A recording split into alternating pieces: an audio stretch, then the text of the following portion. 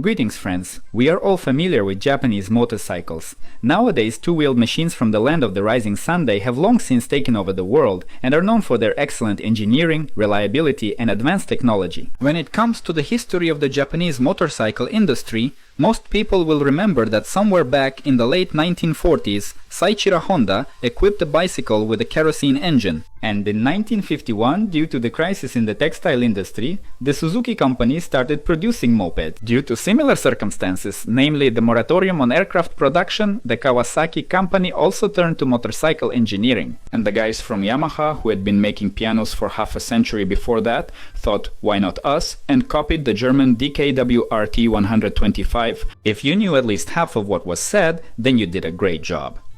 However, it's a common misconception that the motorcycle industry in Japan started only after World War II. And yes, some documents and documentaries claim that devastated, poor, war-torn Japan needed cheap transportation, and that's why simple, lightweight motorcycles appeared.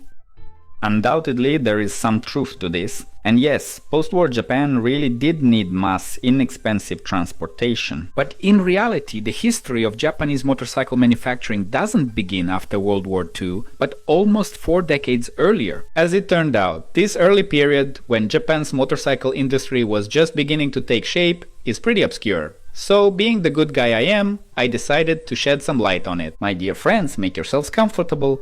In this episode, I will tell you about the development of motorcycle manufacturing in the land of the rising sun, from its origins to approximately the end of the 1950s, when Japan's big four motorcycle makers entered the scene. Enjoy watching! To understand the slow and chaotic beginnings of the Japanese motorcycle industry, you need to know a bit about the country's background and the history of its relations with the West. And here, we can't do without some historical context. In the 16th century, Japan was already actively engaged in maritime trade with its neighbors in China and Korea, and at that time it was well aware that the aggressive colonial expansion of European countries had begun in the New World. When Spanish and Portuguese traders arrived on the Japanese shores in the late 1500s, the introduction of Catholicism in southern Japan was seen as the spearhead of possible European colonization. In response, the Tokugawa shogunate, the feudal military rulers in Edo Castle, enacted laws that, starting from 1633, sharply restricted contact and trade with the outside world. Japan still engaged in trade, but only through strictly controlled channels. The only access for Europeans was limited to the artificial island of Dejima in Nagasaki harbor, where the Dutch East India Company handled imports and exports. All trade with China also went through Dejima. Trade with Korea took place in northern Japan and on the islands of the Ryukyu Kingdom. For 200 years, Europeans tried to establish relations with Japan through deception or force, but to no avail. The situation changed in 1852 when the US government assigned Matthew Perry the mission to conclude a trade agreement with Japan. On July 8, 1853, Matthew Perry's squadron reached the shores of Japan. It anchored in Uraga Bay, near the city of Edo.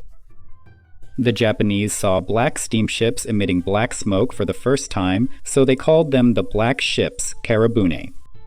The Americans took up a combat position, and the ship's cannons fired about a dozen signal shots into the air to establish communication between the ships and to frighten the local population. An ultimatum came from Perry: either Japan starts trading or war will be declared. At that time, the 12th shogun Tokugawa Ieyasu was bedridden with illness, and the responsibility for negotiations with the Americans was taken over by the head of government, Abe Masahiro. Masahiro managed to negotiate a 1-year delay with the Americans.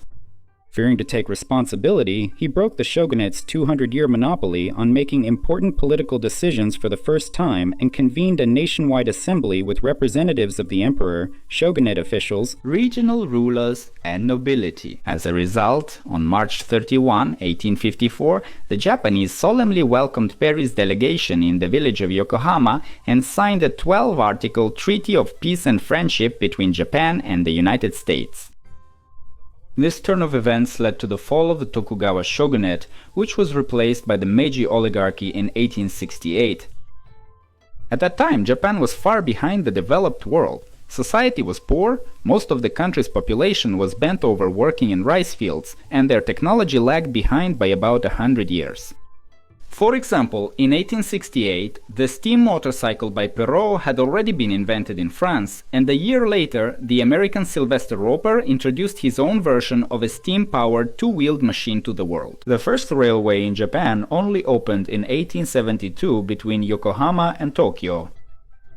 The sudden and at the same time forced opening to European influence was perceived by the Meiji government, which saw modernization as the only way to protect Japanese sovereignty and culture. They organized study expeditions to the United States and Europe starting from the 1870s, when large groups of diplomats and students explored all manufacturing and government institutions. These missions served Japan well, as in just one generation the country became a recognized modern world power, with a rapidly growing industrial base. The first motorcycle appeared in Japan in 1896.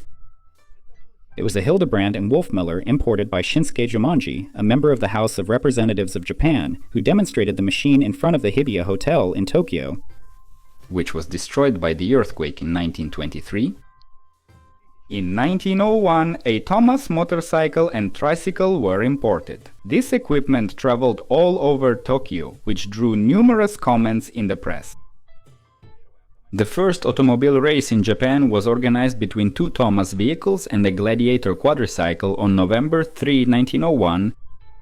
Thomas is usually considered the first mass-produced motorcycle in the United States, and its appearance in Japan at that time is quite remarkable.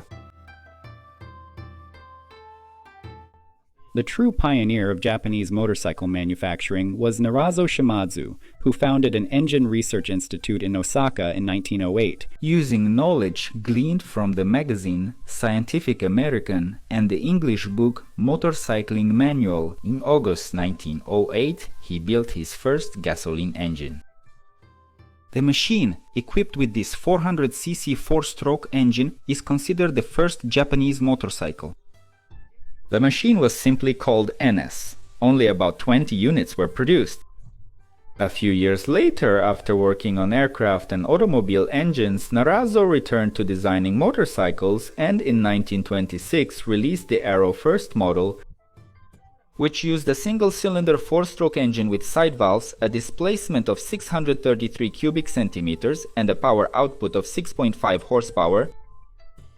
Shimadzu managed to build several units before going bankrupt that same year. However, with the help of a certain Yukio Abayashi, he founded the company Japan Motors Manufacturing, improved the original concept of the Aero First motorcycle, and began commercial production of the new version, which had a four-stroke single-cylinder engine with a displacement of 250 cubic centimeters and a two-speed gearbox. About 700 of these machines were sold before the company closed in 1936. In 1929, Narazo continued to work on other engineering projects and remained active until the age of 80. He died in 1973 and was inducted into the Japan Automotive Hall of Fame. Let's go back again to the beginning of the 20th century. In 1910, the Tokyo police approached the Miyata Small Arms Bicycle Company with a request to manufacture a motorcycle. At first, they tried to use a copied opposed-twin engine. It didn't work. In 1913, Eisuke Miyato, the founder of the company, bought a Triumph motorcycle and made an exact copy, naming the motorcycle Asahi. This machine was used by the Tokyo police and for escorting government ministers. However, at that time, motorcycles in Japan were considered luxury items, and imported motorcycles were seen as fashionable and desirable compared to locally produced machines. In 3 years, less than 40 units of Asahi were sold before production was discontinued in 1916. But that was not the end.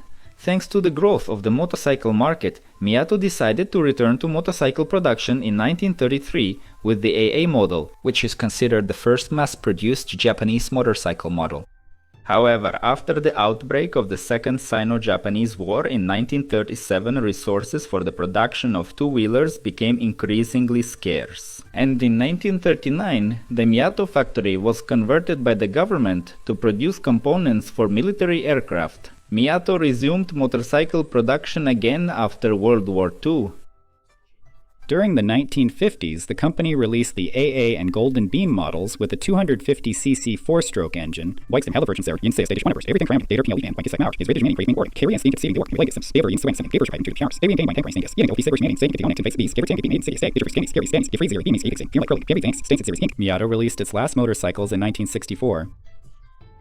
By the early 1910s and 1920s, the Japanese motorcycle industry had truly begun, but for a long time it couldn't boast a large production volume.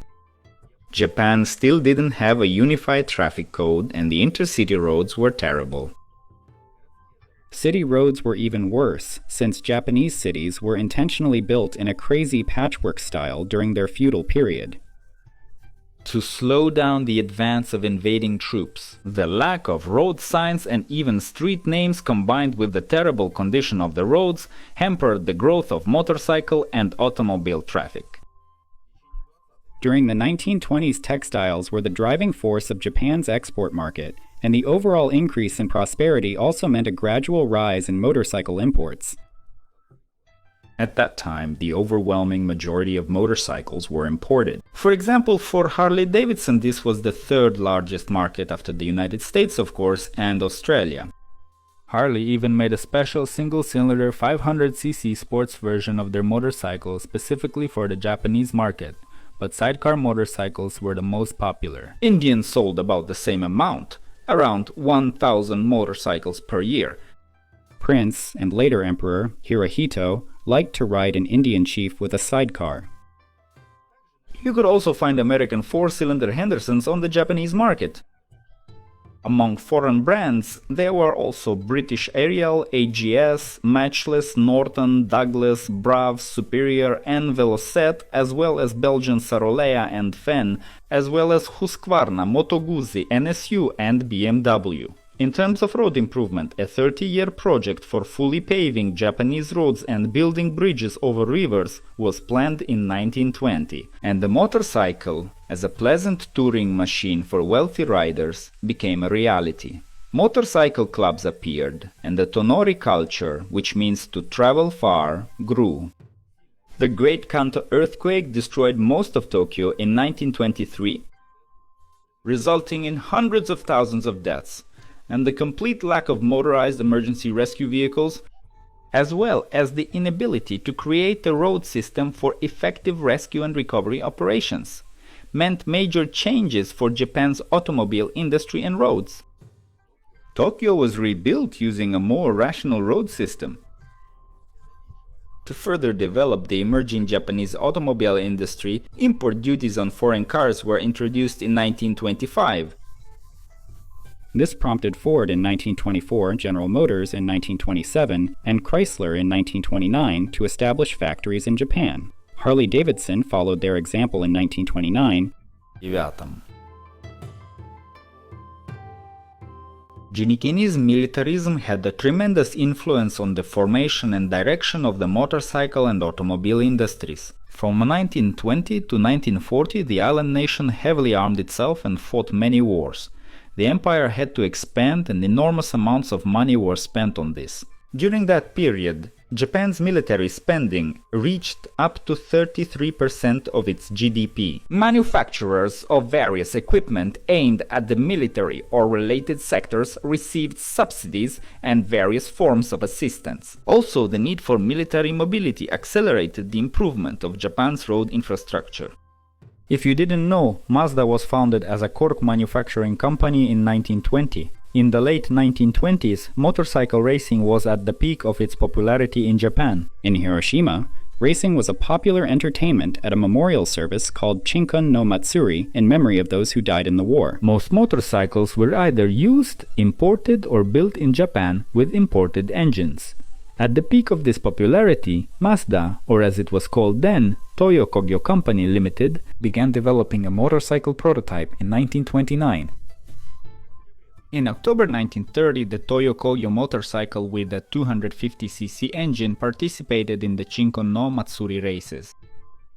To everyone's surprise, it outran the British Ariel, which was the clear favorite, and won the race on its very first attempt. In the same year, Mazda produced 30 motorcycles, which were sold under the Toyo Kogyo brand name. The motorcycle was expensive, costing around 350 yen, which is equivalent to about $30,000 in today's money. After its success with motorcycles, Toyo Kogyo soon shifted its focus to the production of three-wheeled trucks. On October 3, 1931, the Mazda Go tricycle hit the market. This tricycle is considered one of the first auto rickshaws built in Japan. The original model was called DA, and the Mazda Go brand name was used to sell it and subsequent generations. The Mazda Go was steered with a steering wheel and powered by a single-cylinder air-cooled engine with a displacement of 482 cubic centimeters, with an output of 9.5 horsepower paired with a 3-speed gearbox. Notable improvements included a rear differential and the addition of a reverse gear. Over the years, the Mazda Go would be produced in various versions and would inspire other similar designs, such as the Hope Star and Daihatsu Midget. Soon, a more powerful version called the DB appeared, as well as a number of other iterations of the Mazda Go, such as the DC and heavier types like the KC. The last version to appear before the war was the GA38 type from 1938, which was put back into production in December 1945 as Mazda's first post-war product. The GA had a single-cylinder side valve engine with a displacement of 669 cubic centimeters, an output of 13.7 horsepower and a payload capacity of 500 kg, and it weighed 580 kg. The Mazda Go lineup was replaced in the post-war period by a whole range of three-wheeled Mazda trucks, including the K360 and Mazda T2000. After failing to achieve success in truck manufacturing, in 1919 Hatsuoki Seizo Co. made history as the first company in Japan to produce a tricycle. Assembled entirely from Japanese parts, the HA tricycle equipped with a 500cc side valve engine was produced for only 1 year, from December 1930 to the end of 1931 until it was replaced by the HB model. At the same time as the launch of the HB model, Hatsuoki Seizo Co. signed a partnership agreement with Tsubasa, which began producing similar tricycles. The success of this type of transport, which was no longer new to Japan, was due to its motorcycle-level ease of use and impressive load capacity for a tricycle of its size. By 1935, when the Japanese government's ambitions to seize Chinese territories became almost tangible, the Daihatsu company expanded its supplies to the military and secured a leading position in Japan's tricycle market. In July 1937, war broke out between Japan and China, which gradually led to Japan's involvement in World War II, and all available vehicles were used in the emerging conflict. This led to many Japanese motorcycles remaining in China, where they continued to be used even after World War II, until the vehicles were completely destroyed. All the vehicles that remained in Japan continued to be used for rebuilding cities, transporting construction materials, and for commercial purposes even after the end of the hostilities. Today, it's almost impossible to see a Daihatsu tricycle from the 1930s even in the land of the rising Sunday. The company HMC, Huogo Motors Company, was located in the city of Kobe and was engaged in the production of cargo tricycles. Very few references to the company itself remain, since the factory itself and all documentation were destroyed during American bombings in World War II. As a result, documents and spare parts related to all their products were lost. Overall, almost all Japanese cargo tricycles were destroyed before the end of the war, so there are very few historical traces left for those who are trying to find information about such vehicles today. In November 1932, HMC ordered Meguro Manufacturing Company to produce an engine for a small tricycle under the HMC brand. As a sample, they chose an engine produced by MAG, which was installed on Motosakosh motorcycles. Just a month later, in December 1932, HMC released the Huogo tricycle to the market, equipped with a single-cylinder overhead valve engine with a displacement of 500 cubic centimeters.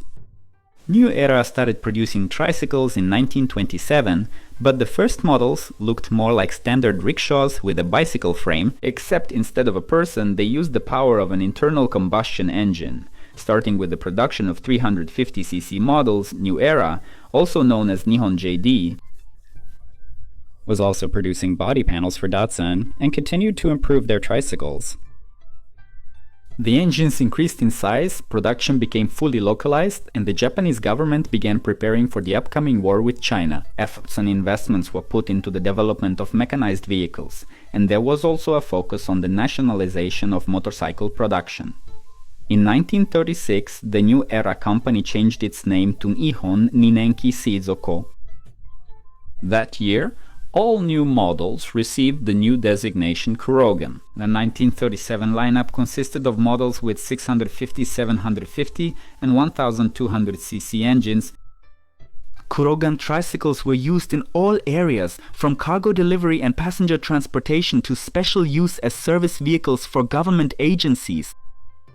In 1932, Sankyo Sayaki sent its representative to Milwaukee to acquire a license and a factory for producing the 1200cc VL series motorcycle. At that time, the United States was in the midst of an economic crisis, and the Harley-Davidson company, which was on the verge of bankruptcy, reluctantly accepted the offer.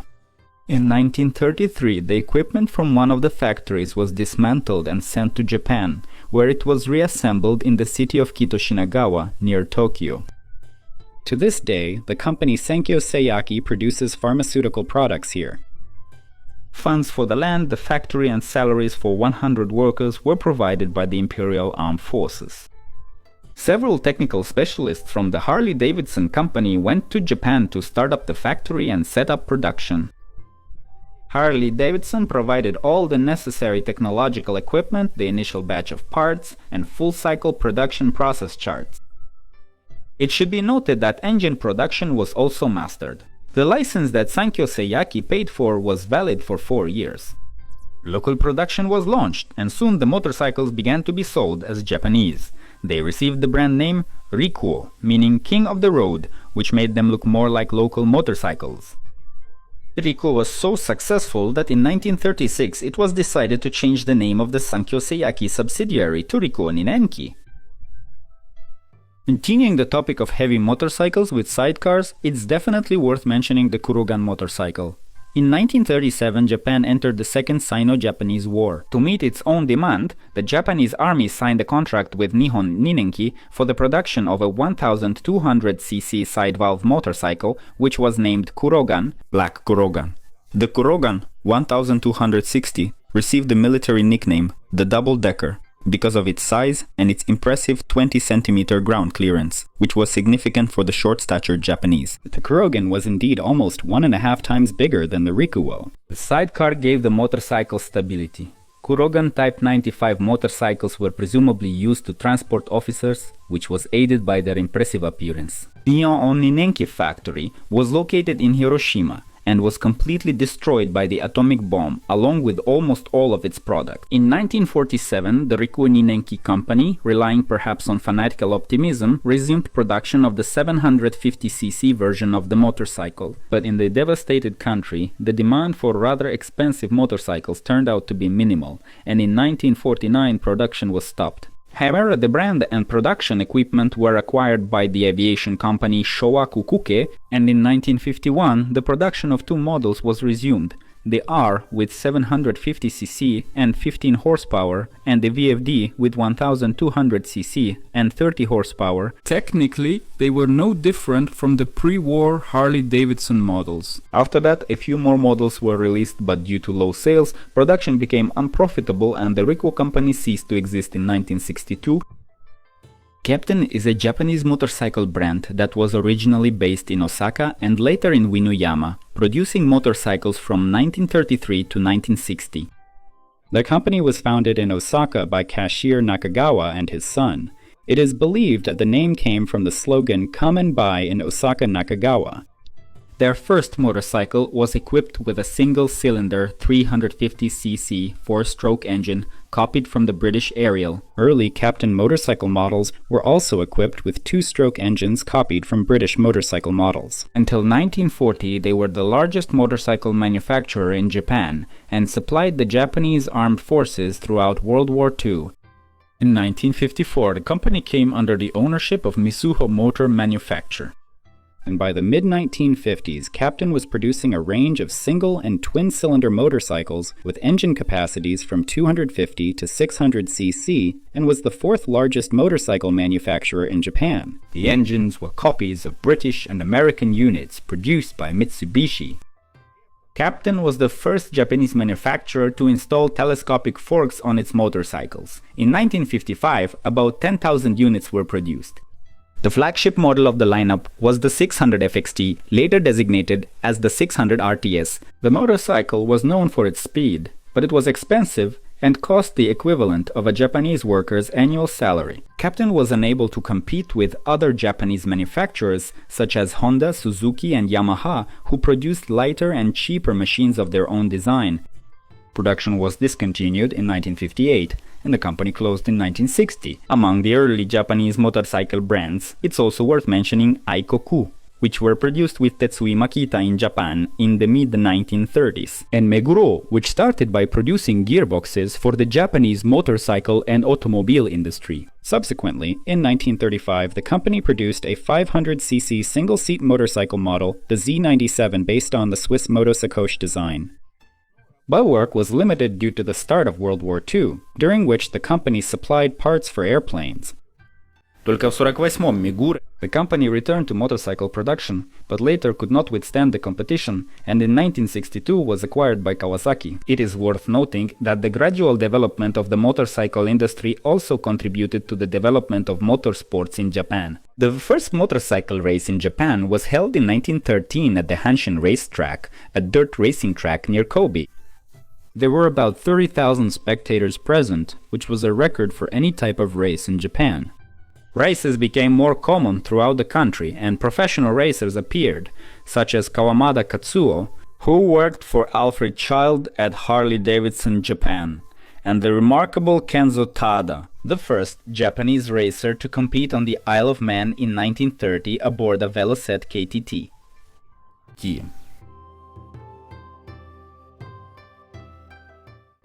World War II had ended. Japan was in ruins and its people were living in poverty. In these conditions, the masses needed some kind of motorized transportation. Everyone who could rushed into this niche, companies that had produced motorcycles before the war, as well as firms that faced a moratorium on their products and saw motorcycles as a way to avoid bankruptcy. Everyone who had the slightest interest got involved in motorcycles. So, during the late 1940s to early 1960s, there were about 100 to 150 companies producing motorcycles in Japan. At the same time, the four current motorcycle giants began to take shape. The first of the four was Honda. In 1946, Soichiro Honda sold his piston ring manufacturing business, and he bought a tank of alcohol and goes drinking with his friends. Damn. A damn tank of alcohol. Not a canister. Not a barrel. A fucking tank. And for the whole following year, he just keeps getting his village drunk. In the midst of all this fun, his buddy comes over and brings a small kerosene internal combustion engine from a military radio set. They install this engine on a bicycle. It took Honda a year to refine the design. In 1948, Honda Motor Company was founded, and just a year later, the first motorcycle with a two-stroke engine of 98cc rolled off its assembly line. The motorcycle was named Dream. Officially, we know it as the Model D. The manufacturers of the best looms also tried not to fall behind Honda. In 1951, Michio Suzuki was hit by the collapse of the global cotton market. If that hadn't happened, we probably would have never seen Suzuki motorcycles. The solution was simple and at the same time brilliant. In 1952, Michio began reorganizing production to manufacture bicycles with two-stroke engines. The bicycle was named Power Free and was equipped with a 36cc engine. In 1953, the displacement was increased to 60cc and the power grew to 2 horsepower. In 1954, Suzuki invented his first real motorcycle, the Kaleido. Seeing the success of Honda in 1954, the president of the company that produced musical instruments, Junichi Kawakami, decided to get into motorcycles. That's how Yamaha motorcycles appeared. Kawakami's team didn't overthink the prototype. They based it on their boss's German two-stroke DKWRT 125. Already on October 12, 1954, less than 2 months after work began, the Red Dragonfly Yamaha YA1 was introduced. For additional testing, the engineers took part in the country's most popular race, the climb up Mount Fujiyama, and they won it, beating the previously unbeatable Honda. So Yamaha's sales were guaranteed even before the start of mass production, which began in 1955. Kawasaki also didn't want to fall behind. Kawasaki's first developments were two-stroke and four-stroke engines, which were installed on Norris bicycles. Over time, the company realized that producing spare parts and engines didn't have good prospects, so they started manufacturing two-wheeled vehicles. At this point, it's time to sum up. The development of motorcycle manufacturing in the land of the rising sun day is very interesting and informative. Twice, the Japanese managed to overcome a huge technological gap, rebuilding their country and economy from ruins. Thanks to their perseverance, hard work, and bold decisions, today, the Japanese motorcycle industry is one of the strongest and most technologically advanced in the world. That's all for now. Thank you very much for your attention. I would really appreciate it if you share this video with others and subscribe to my channel. This has been the CrossMoto channel. See you next time.